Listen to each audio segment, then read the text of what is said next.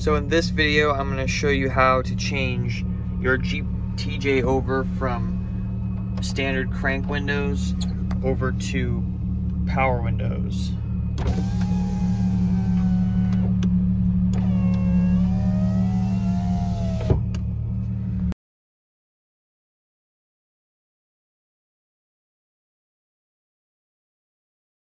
So I'm going to go through the install, how it's done and how it turned out. I'm not going to address the wiring too much because the kit comes with a wiring harness with both plugs already ready to go. The only thing you have to do is run the wire to your positive battery terminal and then a ground, which there's plenty of videos out there about how to do that.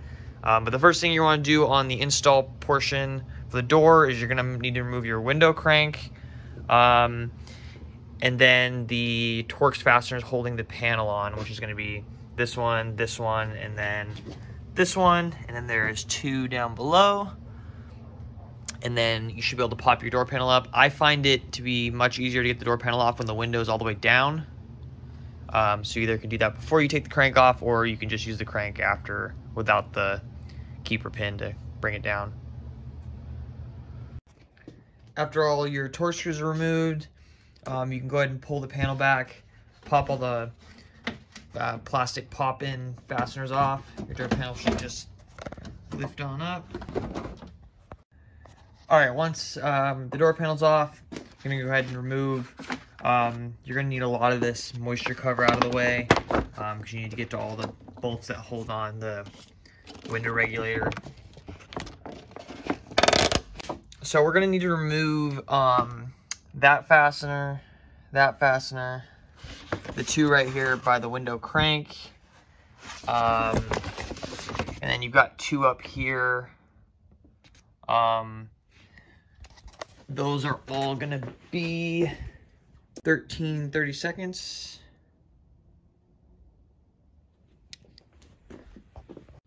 You also need to remove the fasteners holding the glass into the regulator, which means you're going to need to crank your window up so it's in this access panel.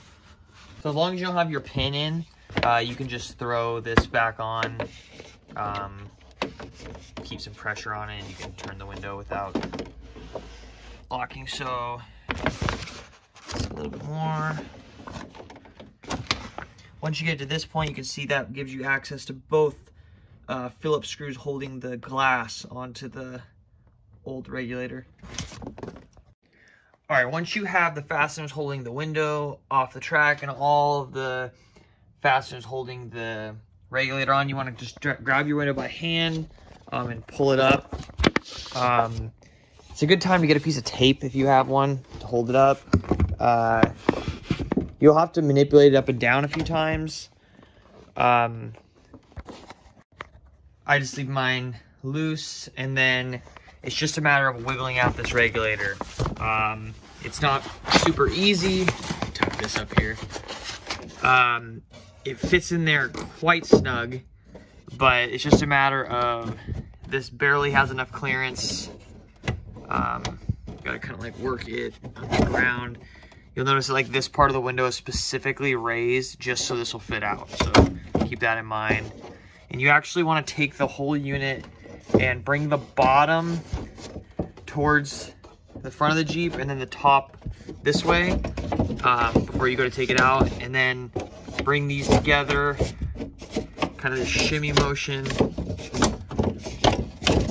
Really hard to do with one hand. All right, so I got the old regulator out. I'm not gonna lie, it took me 15 minutes of just struggling. You know, moving it back and forth inside the door. It wants to seem to catch on something. It happened on both sides. There's no rhyme or reason as to why it actually comes out in the end. You just keep moving it back and forth and eventually it'll come out. There's the old regulators next to the new ones. They're pretty much the same, just you've got the motor there instead of the crank assembly. What you want to do before you put it in the door is go ahead and remove these nuts. They've got these extender pieces here, and you need to put a wrench on those and then use your same wrench you used to remove the old one to loosen these, take them all out, and then you're ready to drop it back in the door. Another thing, at the bottom of your window, you have these little, it's what the screws go in to hold the glass and the regulator.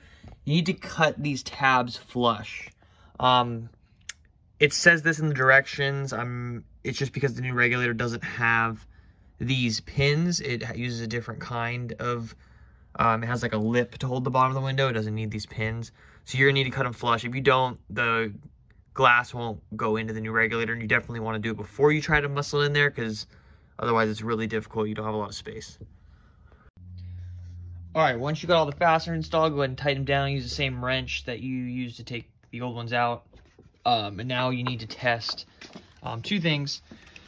They send you a wiring harness that's like 99% complete, but for some reason, on this plug, they have you put the prongs in this plug so you can reverse the polarity. So this is what they give you. You've got your switch with its plug, and then this has a different kind of plug, and then you've got your plug that goes into the door. They send you with this, and then the connector that these prongs go into.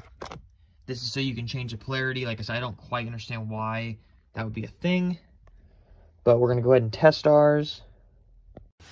All right, so I've got it hooked up for test. I've got the wire plugged in. I've got mine reversed, black to blue, blue to black.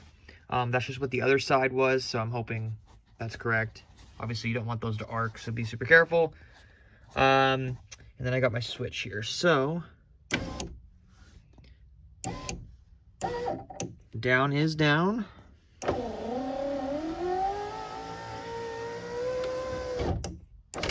And up is up, so this one is good.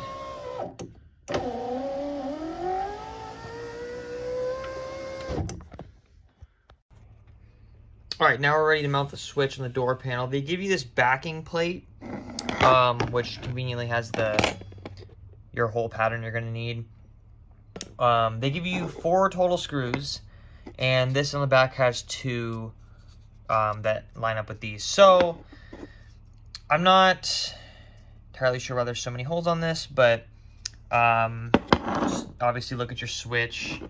It's gonna be orientated this way, so you're gonna want this getting smaller, just like that. Well, I think if you flipped this by accident, you would still just be able to flip it back around. But anyways, just like that, that's how we're gonna put it. And then you don't have to worry too much because this guide, the holes line up with the thing. So I'm gonna purposely put mine right about there. And then what I did is I just took these screws, drilled them through, just right like this, and then take them out, put the backing plate on the inside, put this on the outside, and then screw them into this. So I put the screws in, took them back out. You can see where they came through here. Now we're gonna take our backing plate, which these are large screws, so you definitely would benefit from the backing plate. It's basically just a glorified washer at this point. But go ahead and put your screws in through there.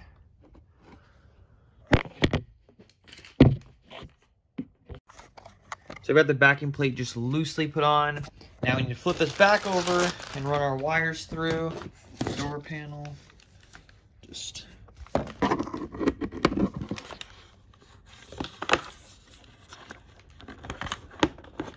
you can see the screws just popping through.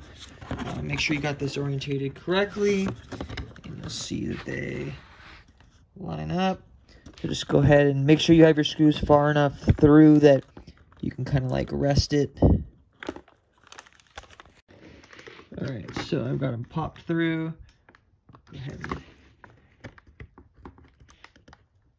make sure that these go in. Now I'm resting on both screws.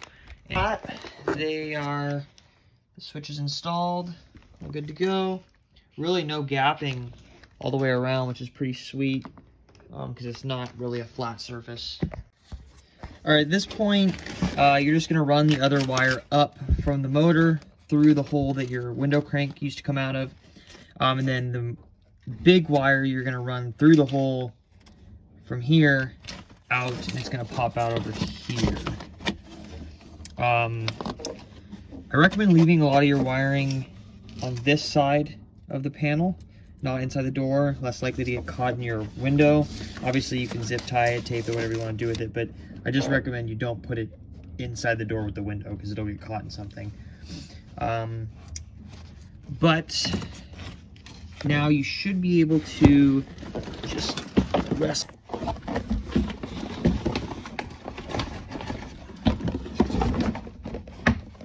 So I've got my big wire here.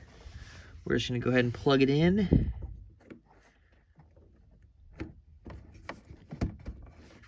And boom, it lit up. Give this a test run.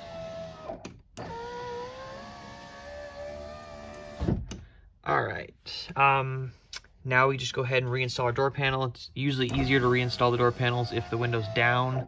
Makes it easier to get this lip in first. All right, so that's it. It's all installed. Something to keep in mind if you're gonna install this yourself, the way I have mine set with the wiring, they're always live. They give you a ignition wire and a power. I connected both to power because I wanted my windows all the time, whether the car's off or on. The issue with that is now these lights are on all the time. It's just a couple milliohms. It's nothing that's gonna run your battery dead, but if that's something that bothers you, to me, it's no different than my light bar light down there. But they work pretty good. Happy with it. A lot of nice little features here, like you can do both windows from this side. So I can run both of them down at the same time, or both of them up at the same time. Or the passenger gets just their window.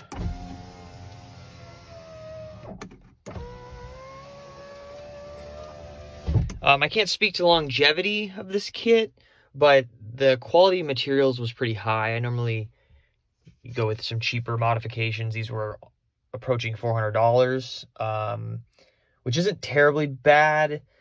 Normally a window regulator from like O'Reilly's as a replacement runs about $100, so you're getting 2 regulators and all the wiring. Pretty great. I mean, this modification obviously isn't for everyone. If you obviously need a reason probably to want power windows. Crank windows work just fine. Never had a problem with them. I just really wanted to try this out. I thought it was kind of neat, especially since these Jeeps never came with power windows. I was kind of just thought it was cool. But we shall see. The install doesn't take super long. Most of the time you're just caught up with trying to get the regulator out of the door. I mean, it barely fits out. You have to sit and kind of like rotate it and wiggle it. But the electrical was super easy. It's all in a pre-done harness, which is great. These mounted up really nice. They look really nice. I'm really happy with that because mounting the switches for these and hiding the hole for the window crank was a big deal for me. It's cool to have power windows, but I don't really want a big hole in my door. So I'm really kind of happy with how that turned out. I think it looks great. I did not know that the switches were going to be backlit.